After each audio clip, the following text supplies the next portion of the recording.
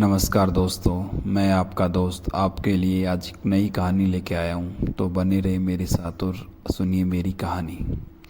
मैंने अपने ससुर की देखभाल के लिए 9 साल तक अपने सारे गहने बेच दिए और नौकरी छोड़ दी। लेकिन जब मैंने उनकी वसीयत पढ़ी तो मुझे कुछ नहीं मिला। फिर मुझे उनके अकाउंट के बारे में पता चला और मैं पूरी तरह चौंक गई। मेरे ससुर 9 साल तक गंभीर हालत में अस्पताल में भर्ती रहे। उनके बड़े बेटे ने कोई भी पैसे की मदद देने से मना कर दिया, यह कहते हुए कि यह बहुत महंगा है। छोटी बहू होने के नाते मेरे पास कोई चारा नहीं था।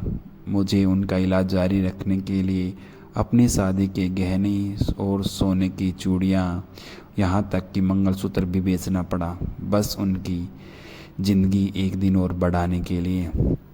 मेरी कोशिशें बेकार लग रही थी क्योंकि उनकी हालत दिन ब दिन ख़राब होती गई। और फिर एक दिन जब उन्हें होश आया तो उन्होंने अपने सभी बच्चे और पोते पोतियों को बुलाया। परिवार के बड़े बेटे को घर मिलने वाला था, जबकि मेरे पति और मुझे सिर्फ 35,000 रुपये वाली एक पासबुक दी गई थी। 9 साल की लड़ाई और सब कुछ कुर्बान करने के बाद हमें बस इतना ही मिला। मेरा दिल टूट गया, लेकिन शांति के लिए मैंने इसे मान लिया। अंतिम संस्कार के कुछ महीनों बाद मैं पैसे लेने बैंक गई। मेरे साथ वीआईपी कस्टमर जैसा बर्ताव किया गया। जब मैंने अपने हाथों में असली रकम देखी तो हम दोनों हैरान रह गए। हमने कई बार रसीद चेक की ताकि पक्का हो सके कि कोई गलती तो नहीं हुई।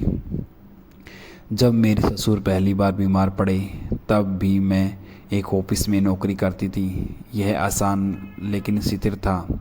मेरे पति एक स्कूल में टीचर थे, शांत और प्यार करने वाले। ज़िंदगी नॉर्मल लग रही थी जब तक डॉक्टरों को उनके दिमाग में ट्यूमर का पता नहीं चला। सर्जरी रिस्की थी और लगातार इलाज के बिना उनके पास कुछ ही दिन बचे थे। मैंने पहले कभी इतने लंबे समय तक किसी की देखभाल नहीं की थी, लेकिन उन्हें हॉस्पिटल के बिस्तर पर लेटते हुए परिवार के चेहरों को अपनाने की कोशिश करते हुए देखा। खासकर मेरे चेहरे को मेरी रूह को तोड़ देता था। बड़ा बेटा और उनकी पत्नी सिर्फ एक बार हॉस्पिटल आए, उसके बाद उन्होंने कॉल मैसेज का जवाब देना बंद कर दिया और 1 रुपया देने से भी इनकार कर दिया। उनका कहना था कि हमें अपने बच्चों की पढ़ाई के बारे में सोचना है, जो होना है वह होगा। मैंने अपनी शादी की अंगूठी बेच दी, जो मेरी माँ की आखिरी याद थी। फिर मेरा नेकलेस, ईयररिंग, मंगलसूत्र, मेरे दहेज का सारा सामान एक एक करके गायब हो गया।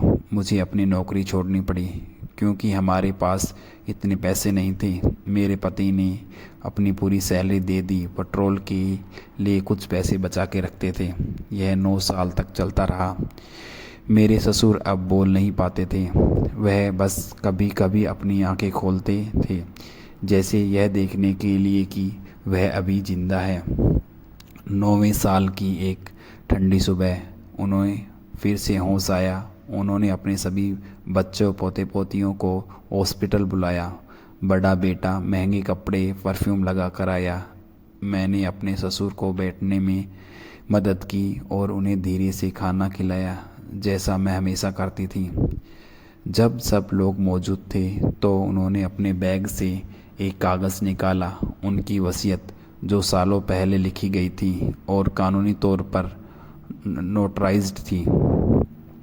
मैंने ज़्यादा ध्यान नहीं दिया, यह सोचकर कि बांटने के लिए कुछ नहीं है। वसीयत में लिखा था कि बड़े बेटे को घर मिलेगा और हमें सिर्फ 35,000 रुपये वाली एक पासबुक मिलेगी, ताकि छोटे बच्चे आखिरी दिन आसानी से बिता सकें। कमरे में सन्नाटा छा गया। मैंने सिर झुका लिया और खुद से कहा कि अपने आंसू रोक लो। 9 साल की मेहनत, कोई नौकरी नहीं, सब कुछ बेच दिया बस ये पाने के लिए। लेकिन मैंने शिकायत नहीं की। शायद मेरे ससुर परिवार में शांति बनाए रखना चाहते थे। मैंने उनका हाथ पकड़ा और धीरे से कहा, पिताजी मैं समझती हूँ, प्लीज़ आराम करो। ऐसे ही चलता रहा और एक हफ्ते के बाद वो गुजर गई। यही थी मेरी आज की कहानी। कैसी लगी मेरी कहानी? अपने बड़ों की सेवा करना ही हमारा परम कर्तव्य है।